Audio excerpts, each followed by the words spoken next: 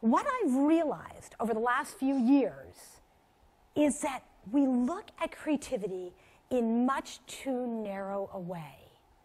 We really need to open the aperture and look at creativity in a very different light. And what I've done is put together a model that I'm going to basically explain to you in the next few minutes about all the things we need to unlock creativity. And I want to point out, before I take it apart, that this innovation engine, that's what I call it, has two parts. The inside is you, your knowledge, your imagination, your attitude. And the outside is the outside world, the resources, the habitat, and the culture. So let's start. Let's start where most people start. Most people start thinking about creativity by thinking about imagination. So let's start there. Now, imagination, one of the sad things is that we don't really teach people how to increase their imagination in school. And so there really are ways to increase our ability to come up with really interesting ideas. We have to go back to kindergarten to see where the problem is. If you're in kindergarten, it's very likely you'll get a question like this. What is the sum of 5 plus 5? So what's the answer to this? 10. You guys are really smart, right? Okay, we know it's 10 because there's one right answer to this problem. But what if we ask this question in a slightly different way? What if we ask, what two numbers add up to 10? How many answers are this to this? Infinite. Infinite number. And this is critically important and something that many of the speakers have brought up today, is that the way you ask the question determines the type of answers you get. The question you ask is the frame into which the answers will fall. And if you don't ask the question in a thoughtful way, you're not going to get really interesting answers. Consider the fact that the Copernican revolution came about by reframing the question, what if the Earth is not the center of the solar system? What if the sun is? And that opened up the entire study of astronomy. But you know what? You don't have to do this in such a serious way. You can practice it every single day with jokes. Because most jokes that we tell are interesting because the frame switches in the middle of the joke. Consider this, the Pink Panther, if you've seen this movie, he walks into a hotel, there's a little dog.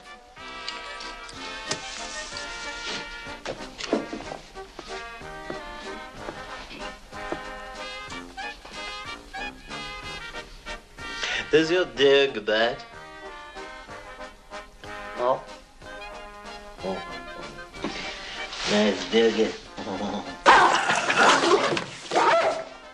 I thought you said your dog did not bite. That is not my talk. Think about it. Whenever you hear a joke, you will find that almost always it's that the frame is switched in the middle. And it's a really fun way to practice framing and reframing problems. So that's one of the ways that you can increase your imagination. But there are other ways. One of the key ways is to connect and combine ideas. Most inventions in the world, most innovations come from putting things together that haven't been there together before, often in really unusual and surprising ways. One of my favorite ways to practice this is with the Japanese art of shindogu. Shindogu is the art of creating unuseless inventions. They're not useful, they're not useless, they're unuseless. And what they really are is a way of saying, there might be something here, but I'm not quite sure. So in this example with the umbrellas on the shoes, well, gee, it might not be very practical, but it unlocks some really, really interesting ideas. But there's another that I want to bring up today, and that is challenging assumptions. One of the biggest problems we have is that when we ask people questions and give them problems, they come up with the first right answer. And so we end up getting really incremental solutions. So what we do in our creativity class is we give problems that are really surprising, where there is not one right answer. So here's an example of one I just gave recently. This is the exact design brief. I gave this actually to a group of students at Osaka University.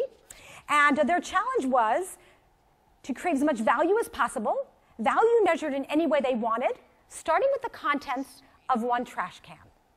They had 2 hours to do it. So let me show you a couple of the things that resulted from this. A group in Ecuador started out with a garbage can filled with yard waste. Yard waste. I probably wouldn't have picked that trash can, but look what an amazing thing they did. They turned it into a beautiful mural. So these are 3 things you can do to increase your imagination, right? Framing and reframing problems, connecting, combining ideas, and challenging assumptions. But unfortunately, this is not enough.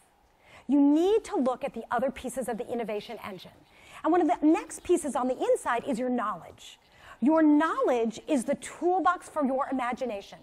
But one of the most powerful ways to learn things and to gain knowledge is by paying attention. Most of us do not pay attention to the world around us. Not only do we miss opportunities to see problems we can solve, but we also miss the solutions that might be in front of us. And one of my favorite ways to teach students this is to send them out into locations they've been to many times before and get them to look at them with fresh eyes. But imagination and knowledge are not enough. Every person needs to have the attitude, the mindset, the motivation, the drive to solve the problems they're going to solve.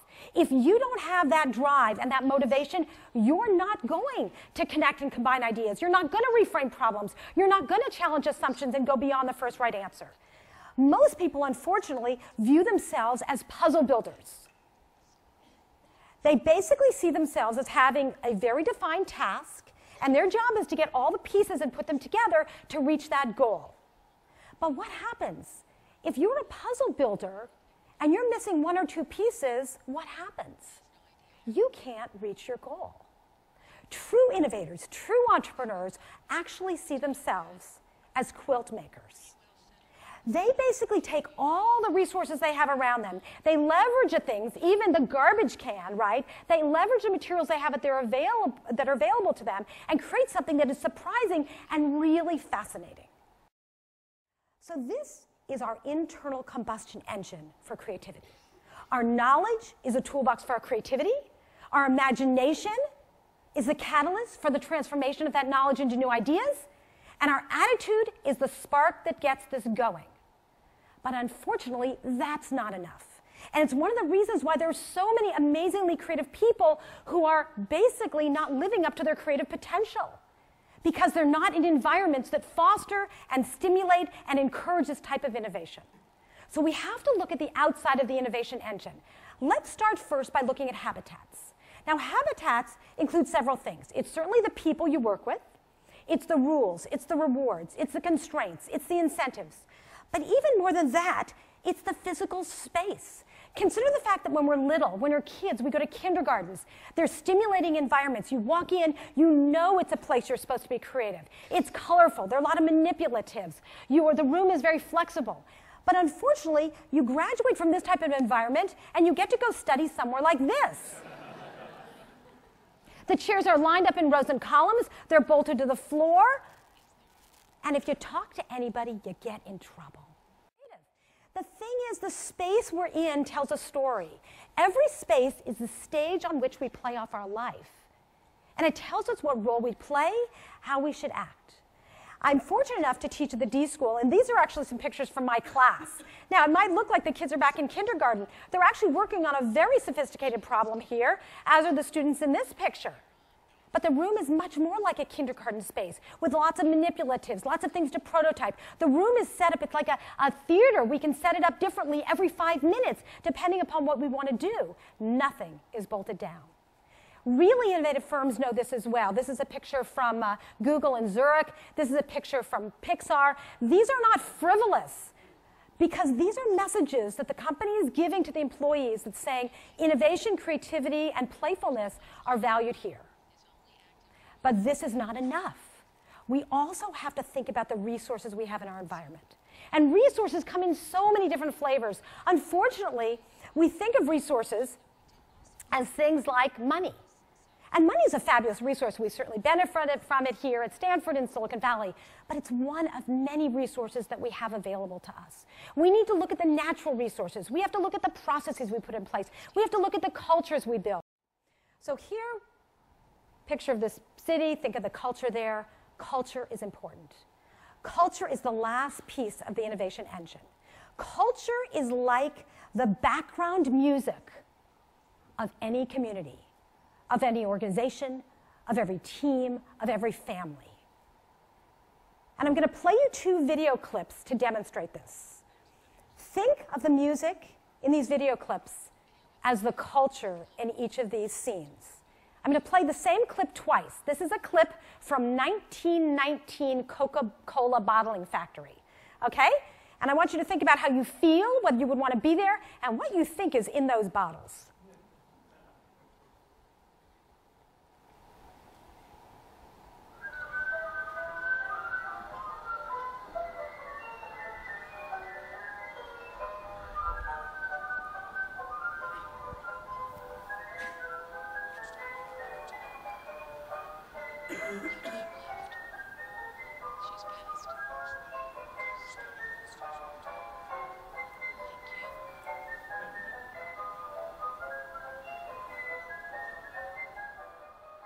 Okay, I'm going to go on to the next one.